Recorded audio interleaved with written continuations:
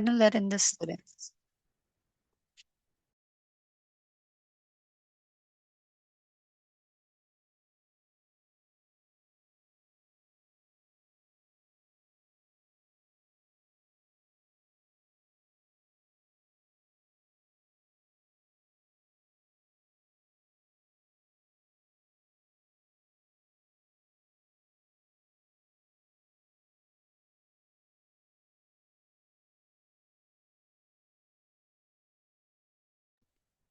Hey everybody.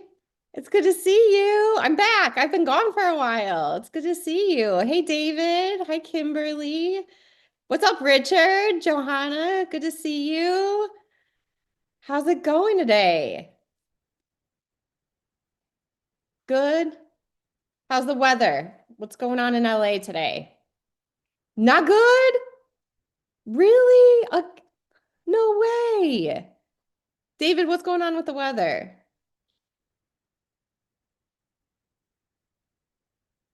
Oh, it's too hot. Already?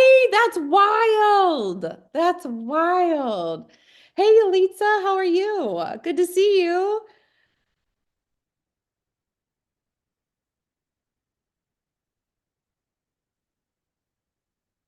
Hey, Jose, how are you? What's up?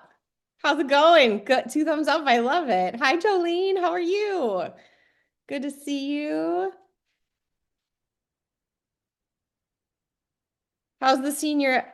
Okay, wait. Are any of you seniors? See any seniors? Okay, more juniors, I think, in this class. Okay. Hey Valerie, how are you? Hugo, good to see you. What's up, everybody?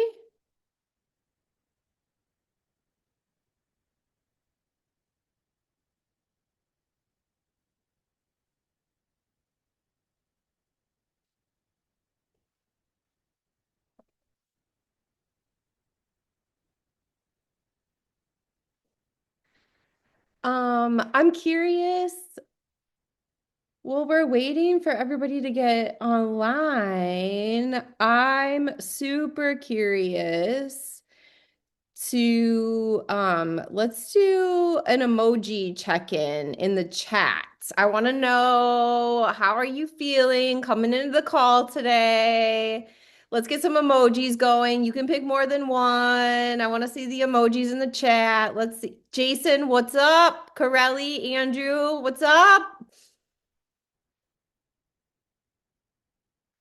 Let me see those emojis in the chat. How are you feeling coming in today?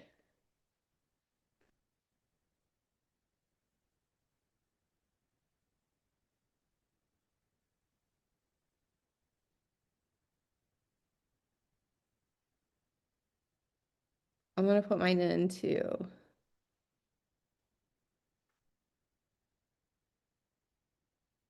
Oops. Oh, I love it. Okay. Woo, some sleepiness. Okay. Okay. I love it. These are good. Ooh, some sleepiness, some happy sleepy though. I love it. Like soft smiles. Cool, cool, cool.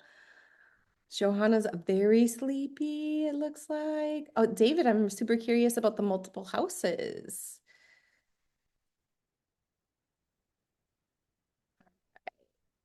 Hi, Caitlin. Welcome, Isabella. How's it going?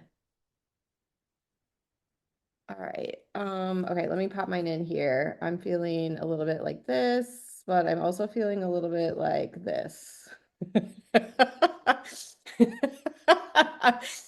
I'm really, my brain's a little full today, so bear with me today. I'm a little like, woo, where am I? Busy, crazy. Yeah, Isabella, that's the vibe that I'm feeling too for real today. All right, but I'm excited. Yeah, Jose, same, same. Okay, cool. Well, we're kind of in the same spots. All right. Wow. Ooh, Valerie. Okay, getting money. I don't know what that means exactly. All right, fun. Thanks for popping in the chat with the emojis. All right, so I've actually been gone for a couple weeks from Youth Champions, but it sounds like last week was a pretty great session. Before we get started, though, I'm gonna ask Johanna to make a few announcements. All right. Thank you, Megan. And hello, everyone. Good morning. So, few announcements. I want to remind you to please turn on your cameras so that we could record your attendance correctly and so you won't miss your attendance points as well. If you're having some technical issues or if you're having some school commitments, meetings, or anything that you are need to be excused, please message YC staff Basho because she's the one doing the attendance, so we could record your attendance as excuse as well.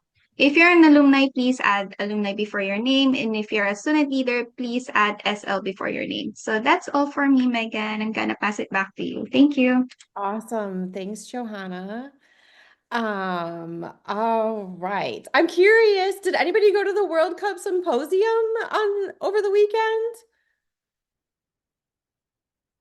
Yeah, Jose, Jason, awesome. Can I get a thumbs up if you went? Yeah, okay. How was it? Jose, can you come off mute and talk to me? What was two thumbs up about it? It was really good, very informational. Cool, awesome. I love it. Let me see here. Who else went? Kimberly, did I see that you went? Tell me, tell me how did it go? I think it went well. It was like really chill. We gotta like go outside and like throw the ball and stuff like that, and then Nice. talk to like more people.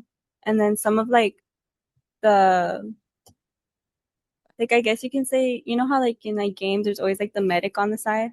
Yeah. We like one of them presented and like talked about their job and stuff, and I thought it was like really Oh. interesting. That's cool. What an interesting job. I've never thought about something like that, like going into healthcare, but then you're like working with athletes and being there. That's very cool. That's awesome. Jason, what about you? Did I see your hand go up for being there? Yeah, I thought it was pretty. I mean, yeah, it was pretty fun because well, for a while we were just sitting down, but they brought guest speakers out, but Cool. they all had like different jobs, so it was cool to hear like what Oh, each of them did. that's awesome. What other jobs did you hear about? Well, there's a lady that worked with like the FIFA, or I don't know how to explain it, but Oh, yeah, she, yeah, yeah. yeah, Okay. and then just I remember the doctors, and then an old professional soccer player. Whoa, cool. Yeah, Oh, that's awesome. That sounds amazing. All right, good. Well, I'm glad some of you got to experience that. Very cool. What a like once in a lifetime opportunity. Very rad. Yeah. Okay. Well, let's get into today. Does anybody else want to share anything before we jump into today about the World Cup Symposium? Oh, actually, so while we were in the World Cup, me and Jason made some TikToks for the youth champions. No way, really? Yeah.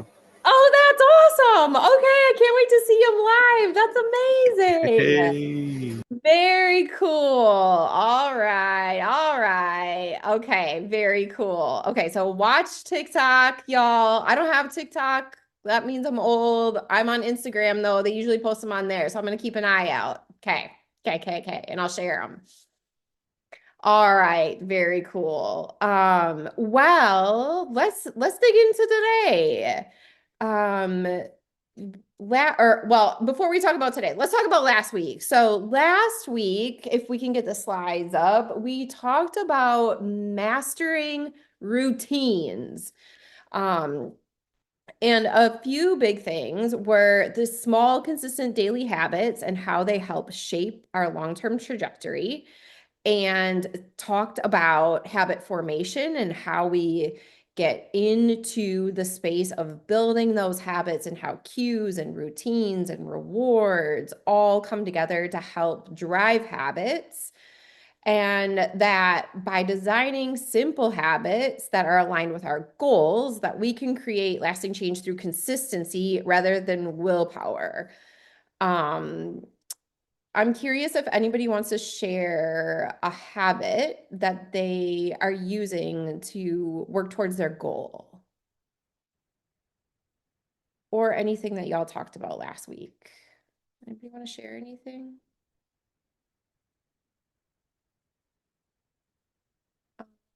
Let's see here. Corelli, was there anything from last week that stuck with you? Or any habits that you're working on?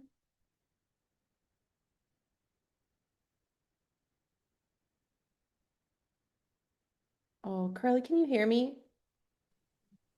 Yeah, a habit that I'm working on might be that to wake up more earlier so I could get ready for school on time and not be late all the time. Nice. Yeah, that's a good one. I am not a morning person and I hit snooze a lot in the morning. And that's part of my my emoji being crazy today, because if I don't get up early enough, I'm like running around like crazy and trying to get to my first call on time, and it's just sets up the day in a bad way. So that's a big one. I love that one. Anybody else have any habits that they're working on? Um, Jolene, anything from you? I'm just working on going to sleep earlier so I can wake up on time because I come to school late. Yeah, that's another big one. What time do y'all start school? 8:30. Okay, okay. It's early, but oof, not that is pretty early. Okay. Okay, good. I love that habit. Going to bed earlier so you can wake up earlier so you can be on time, get your day set right. Okay, cool. Um, I will share one of my goals for this year. And I have it up on my wall right now. One of my goals for this year is to lift a total of 700 pounds. I'm into powerlifting, and so they kind of at these competitions that I go to, they measure sort of your like overall success by how many pounds you lifted between the three different like weightlifting moves. So bench press, the squat, and the deadlift. And so right now I've been at my last competition that I did was at 570. And so I have to gain 130 pounds to be able to lift by October this year. And so I'm working so hard on this goal, and I have been tracking like, okay, every time I do a workout, I track it. I make sure I go to the gym 4 times a week. I make sure that I'm tracking like what are my increases in terms of weight. And sometimes if I am I like going forward? Am I moving backwards? Am I gaining anything? And that helps me to build these habits and stay consistent. And I also have someone who holds me accountable. So I meet with a trainer and he builds my routines, helps me build those routines. He also makes sure that I get my butt to the gym, because it is sometimes I don't feel like it. I don't want to go, but I know that if I don't go, I'm never going to be able to hit the 700 pounds that I've got my eyes on. So last week we talked about like mastering routines and habits. This week we're going to talk about extreme accountability and what it means to be, if you can go to the next slide, please. Okay, extreme ownership. Extreme ownership. And so what does it really mean when we talk about extreme ownership? So this is a concept that was developed by a Navy SEAL. And this concept is all about How do you be totally accountable for your actions or your lack of actions? How do you take that responsibility no matter what happens? And in life, we know that there are things that you can control, and then there's things that you can't control.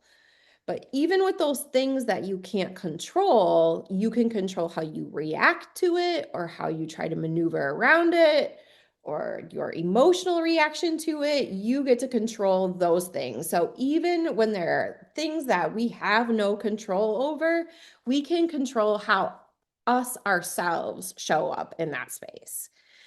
And extreme ownership, I have seen this in so many different ways. And I was thinking about, all right, Megan, where is a place that you both lacked having extreme ownership and taking responsibility? And then where's a place that you actually practice extreme ownership? So I've got two examples for you. One of them is from college. So in college, I think this was my second year of college, maybe.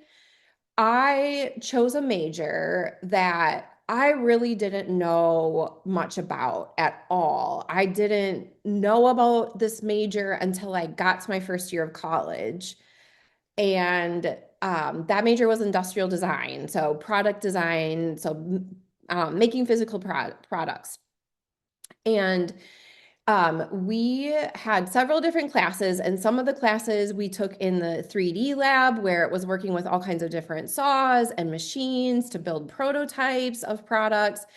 And we also had a lot of drawing classes. And I had taken all kinds of art classes when I was in high school. I love art. I love art. And so I love drawing and painting and doing all the things. But there were a lot of things that were very, very new to me in college. And there were some kids in my class who had a lot of experience, like working with different power tools, being in the lab building stuff and building prototypes, and people who had been drawing like in this specific way that product designers draw. And it was so much newness to me. I was so nervous about cutting my fingers off. I didn't know the basic safety rules. I didn't know how to turn the machines on.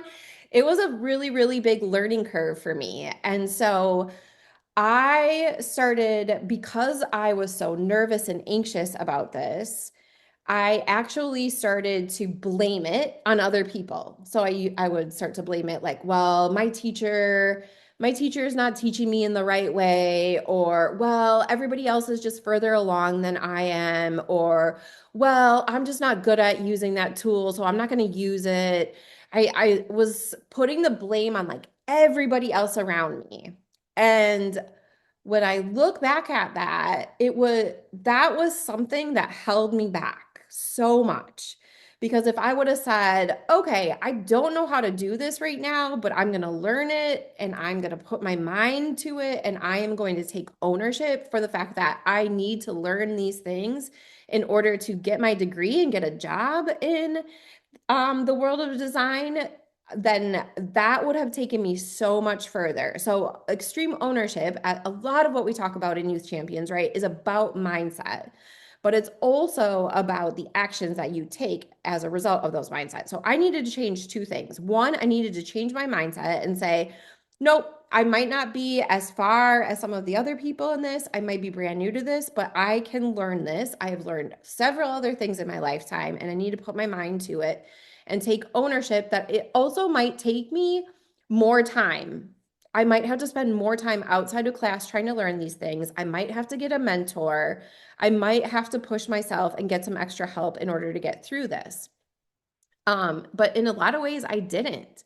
And so I ended up not getting as good of grades and I didn't get as far as I wanted to. And so as I think back on my college experience, if I would have known about the concept of extreme ownership and how important this is, I think that I would have gotten a lot farther during college and would have come out of college even better. I did okay. I did okay. Everything was fine, but there is something about this that's really, really important. So fast forward to today, I run my own consulting firm now. So I work with all kinds of different organizations, and we help them work through big, crazy challenges. They could be in healthcare or housing or environment. They could be around leadership. They could be around workforce development, employment, but they're really challenging things that don't have a clear answer. And one of the things that I've learned through this time, one of the most important things that I've learned throughout my career, but now especially owning and running my own organization, is that having extreme ownership over your actions will take you very far in life. And so, one of the ways that this has shown up is I've seen sort of two different people a lot in life in different roles. And there's a whole spectrum of people. We know that, right? But a lot of times there's two different ways that show up around ownership. So one of them is that people don't take ownership over their actions and they blame it on all kinds of different things, right? There's kind of a joke around like, oh, the dog ate my homework kind of a thing, but we all know really you just didn't do the homework, right? So there's like this place where we start to blame other things on what actually happened and what we might not have pulled through on. On the other side of things, I've seen leaders and worked with leaders who have, even though what happened to the team or what happened within the organization, it might not be directly their fault. They've actually stood up and said, I'm the leader, that was my bad, and we're going to rework to make this right. And then they bring together the team and they work together through it. And so sometimes extreme ownership is not only just about how you show up, but it's also how you show up in teams and how do you build a better team. So there's these two different ways that show up. And the thing that happens is it's not only about did the thing get done or not, it's also how you build trust and credibility with others. And so when you can, if something does happen, right, and you're not done with it on time, or something happened and you missed something, being able to, instead of blaming that, you're shifting from these excuses and you're bringing solutions. Okay, I messed up or I missed that or something happened and here's what I'm going to do about it. And that's what moves you out of the space of blaming it on others to taking that ownership and saying, okay, here's how I'm going to take responsibility for that and here's how we're going to move forward on it. So, we're going to go to the next slide, and this one has a workbook question for all of you. What do you think taking ownership of failures, or sorry, why? See, I told you all. Okay, melting face. Okay. Why do you think taking ownership of failures is harder than taking ownership of successes? And what can you learn from both of these things? So let's take 90 seconds. I'd love for you to think about the two scenarios, one where there was a failure, one where there was a success. And why do you think it's harder to take ownership of failures over successes? And what can you learn from both those things? So I'm going to give you 90 seconds in your workbook, and then we're going to go into breakout rooms and talk about this one.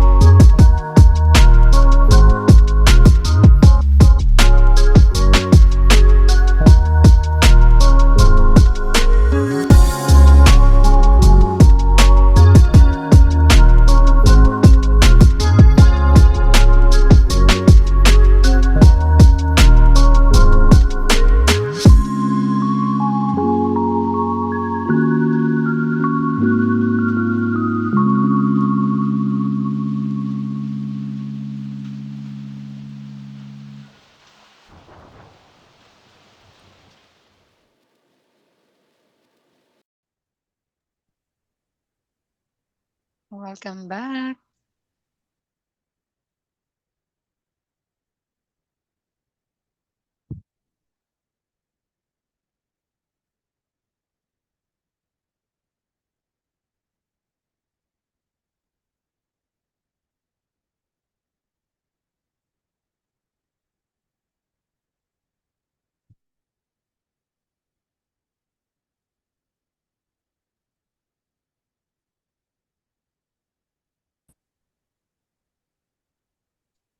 Hi. Ooh, I heard some good stuff in breakout rooms. Okay.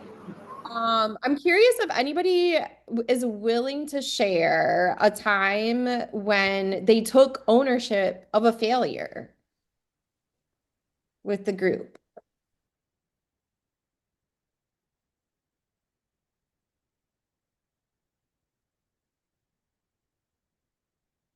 Um, Jolene, would you be willing to share yours with the group that you shared in the breakout rooms? Um, Thank I I said that I play softball, so there's a time when like I made a mistake, like I didn't make the play, so I just had to own it and know that like I could make the next one. Nice. Yes. Love that. Sports are such a great example of where we can where mistakes happen all the time, right? To everyone on a team, they happen. That is part of the game and it's part of being in class. It's a part of having a job. It's a part of just being in life. We make mistakes. But the important part is to identify the mistake, own up to it, and then be able to think about, all right, what do I need to do next time? What did I learn from that? And how do we move forward? Um, Okay. We also, oh, is David there? No, David popped out. Okay. David had such a great comment around like why it's hard to take ownership of failure. I'm curious, why is it hard to take ownership of failure? What makes that hard? Let me look at my list. Uh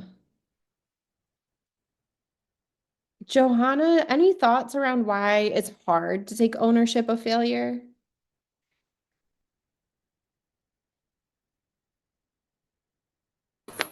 Um, I think that it's hard to take ownership of failure because a lot of people are too embarrassed to admit that they did something wrong. Yeah, totally. Thanks for sharing, Johanna, right? It can be embarrassing. Like it doesn't feel good to feel embarrassed, right? Hugo, what about you?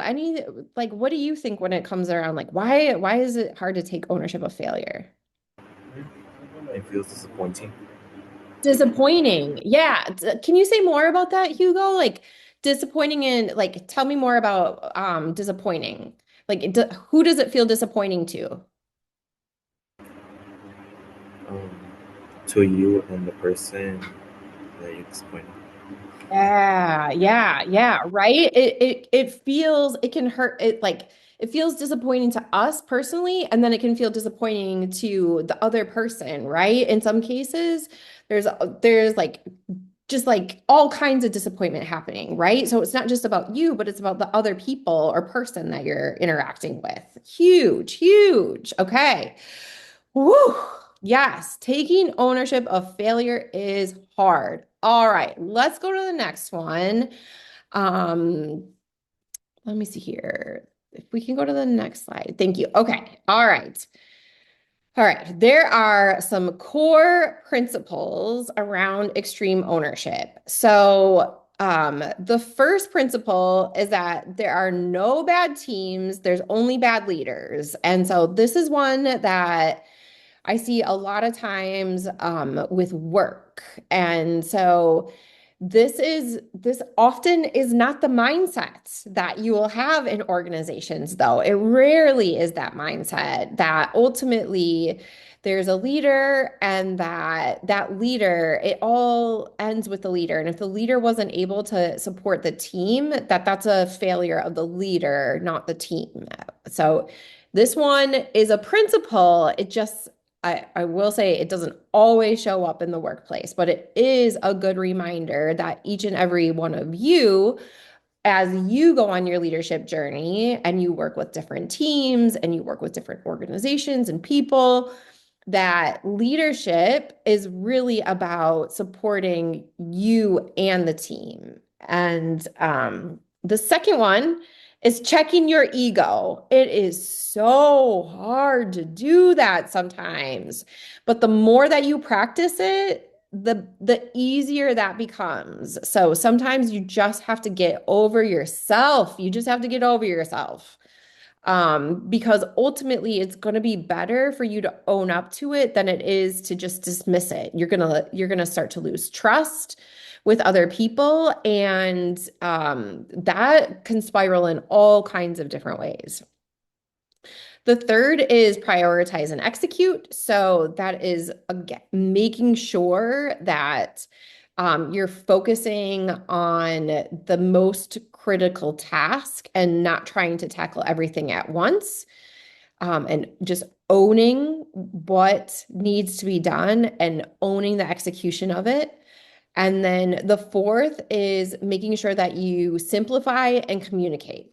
The communication is so, so important. So being able to talk through and being straightforward, being upfront, like not waiting for somebody to call you out or not waiting for something to happen. It's in order for you to kind of talk about that failure, it's really about um, really stepping up to the plate and taking that ownership. Okay, and let's see here. Okay. Um, all right. So these are the four principles, and I want you to take some time in your workbook, think about these four principles, and which of them do you think would have the most impact on your daily life? So this could be something that you're thinking, ooh, if I did more of this in my life, I would have better results. So which one of those four principles and why? Why is that? What would happen if you used that principle more often in your life? So 90 seconds for workbook question, and then we're not going to go into breakout rooms for this one, but we will for the next one. Okay, we'll see you back.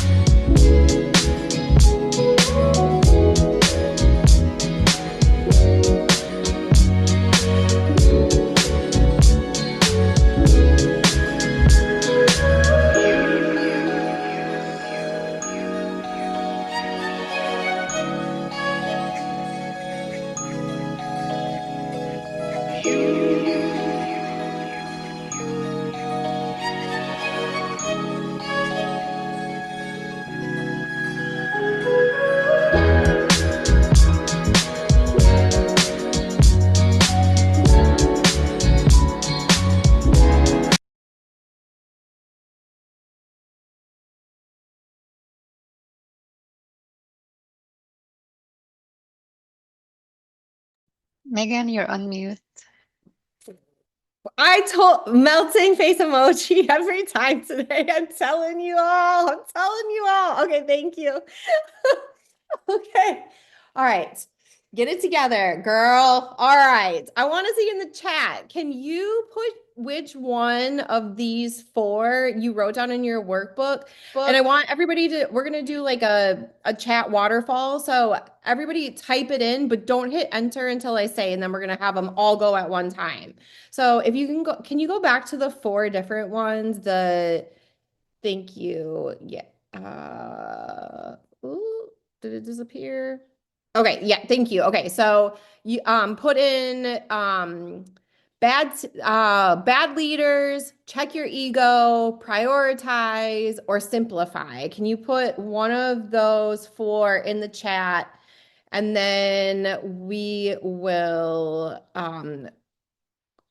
when I say hit enter, we'll make it rain in the chat. Okay. All right. Did everybody get theirs in? All right, cool. We'll give it a couple more seconds. I'm gonna put mine in too. All right. All right. Ready? 3, 2, 1, and then enter. 3, 2, 1. Yes. Okay, here it goes. Ooh, okay. Yeah.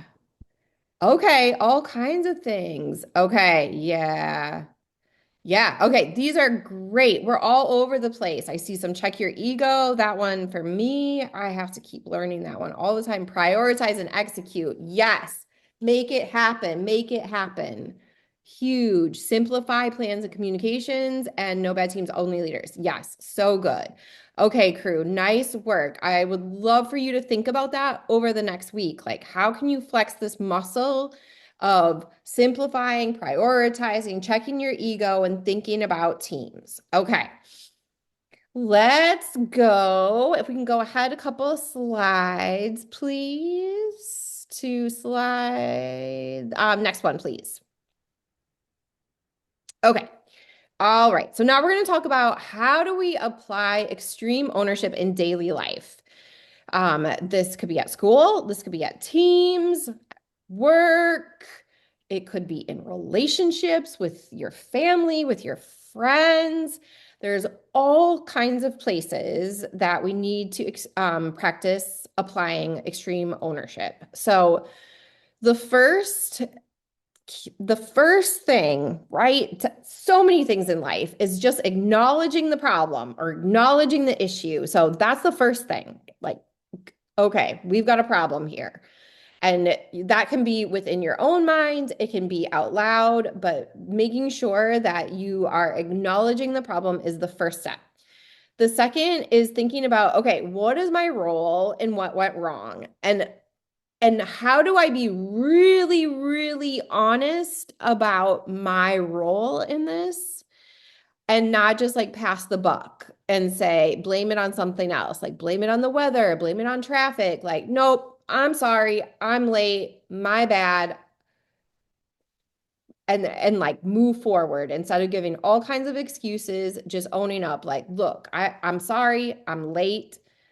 And here's, I'm gonna stay later today, or I'm gonna make up the time tomorrow, come in earlier, like whatever you need to do to assess your role and then take action. So figure out, all right, what is the solution? What is something that I can offer in order to make this thing right? So when we heard from Jolene before, we heard Jolene say like, I messed up. So like acknowledging that messed up.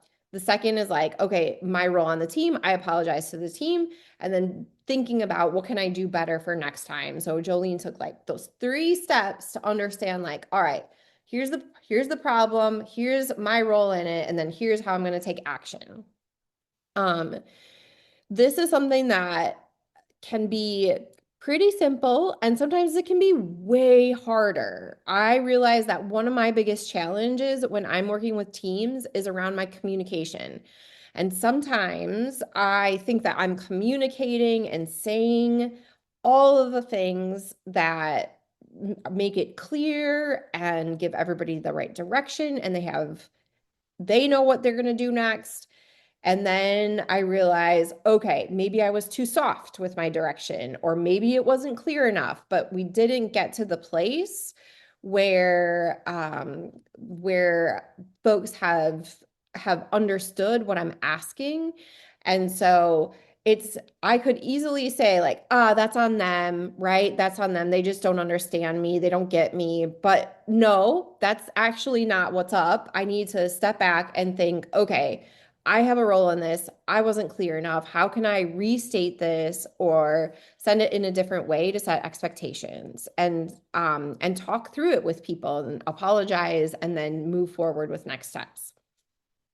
So we're gonna go to the next page, and this one's a workbook question as well. If we can get the next slide. Okay, thank you. So I want you to think about a recent situation where something didn't go as planned, and then reflect on how taking ownership could have changed the outcome and what actions you could take next time. So think of a very specific situation, something recent within the last few weeks that did not go as planned, and how taking ownership could have changed the outcome and what actions you could take next time.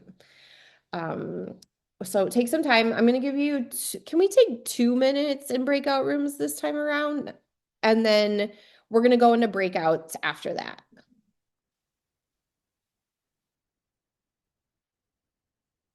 Okay, thanks so much. 2 minutes on the clock. Oh, whoops. Oh, sorry, that was probably confusing. Look at my communication not being good there. Hi, okay, Megan. Sorry. It's okay. Redding, did you open the breakout room? It's okay. I think we closed it already. They're Okay, back. thank Yes, you. Okay, sorry, that was just 2 minutes. that was such a perfect example. My communication was not very clear there. So we're Yeah. going to do 2 minutes in your workbooks in this room, and Okay. then we'll go into breakout rooms after you have the 2 minutes to think about your workbooks. Sorry for the rodeo there. Okay. 2 minutes in your workbooks to answer the question, and then we'll go into breakouts for a few minutes after that. Okay. Okay, thanks everybody.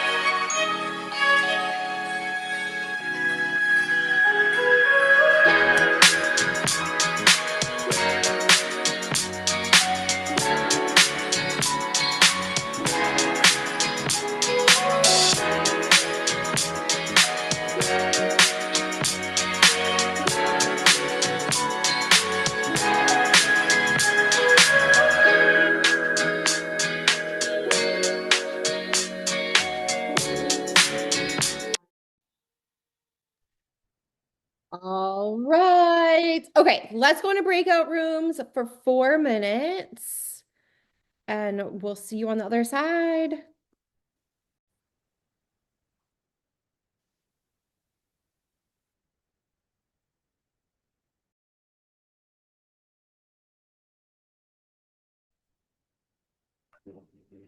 Right. Ooh, I heard some good awareness in these rooms, things that to do differently next time. Now, the most important thing, right, is you've got the awareness, taking responsibility, and then figuring out a solution to move forward. So those are the 3 key elements to extreme ownership. All right. We've got, I believe, 2 more things to do. 3 more things. Okay, so let's talk about next class really quick. And we'll also give you a little time to fill out any last things in your workbook. Okay, next class. Business Communication 102, landing the job. So we're going to talk about the job search and how do we be strategic about looking for jobs? How do we create great resumes, cover letters, prepare for interviews, and make really great, strong impressions? And how do we build confidence and professionalism? And the keys to that are organization, self-awareness, preparation. So you can enter the job search with clear direction and get that job locked in. So I'm going to give you, let's see here, how about 90 seconds to finish up any questions in your workbook? Can we also do announcements really quick before we do that, just in case they want to pop in and do anything around the announcements? If we can get the Sure, next. we can do that. Okay, thank you. Get the next slide, please. Okay. So your workbook and surveys are due by March 20th. That's tomorrow at 5 p.m. Ooh, tomorrow's Friday. Field trip post survey. If you went to the World Cup Symposium, please fill out your survey. If you thought this one was good, if you thought there were improvements to be made, please get it in. They listen to your feedback. They really, truly do. And they design and redesign events based on your feedback. There's an Ignite Speaker Series event coming up. So Emily Hayden and Austin Cole Curry are going to be speaking on April 6th from 6:30 to 7:30. The RSVP deadline is April 3rd. You got a little while for that one, but don't sleep on it. There's a networking event on April 12th, and you need to RSVP by April 3rd for that as well. And then the interest form for next year for Youth Champions is open, and the form's going to be open until the first week of August. But if you know anybody who you think would be interested in learning cool stuff, connecting with peers, making some money, then please let them know about Youth Champions program. All right. I'm going to give you just a little bit of time here to wrap up your workbooks, and then we'll send you off for the rest of the day.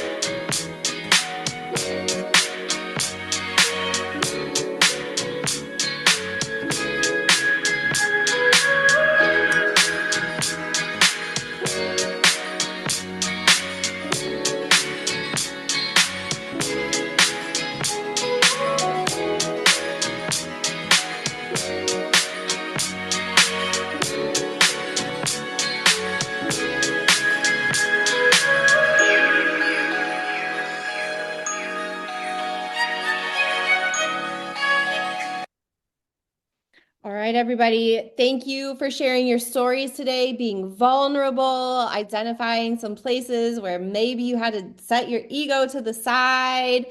Come off mute, make some noise, say goodbye, throw some emojis in the chat. I hope you wake up and have a good rest of the day, everybody.